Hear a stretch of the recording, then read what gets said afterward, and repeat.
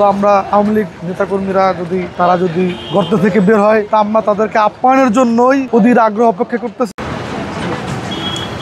আমরা গতকাল রাত থেকে আমরা বিভিন্ন পয়েন্টে আসি সাভারের।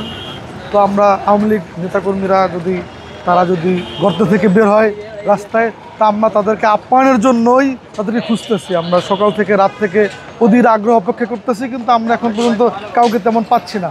তো আমাদের এই যে ভাই ব্রাদার যারা আছে তারা সাভারের বিভিন্ন জায়গায় থানা স্ট্যান্ড আছে, জামগড়াতে আছে, আশুলিয়াতে আছে, আমরা অবস্থান নিয়েছি। এবং যদি আওয়ামী লীগ বের হয় কোনোভাবে গর্ত থেকে, আমরা তাদেরকে প্রতিহত করার জন্য আমরা সর্বশক্তি নিয়ে মাঠে আছি।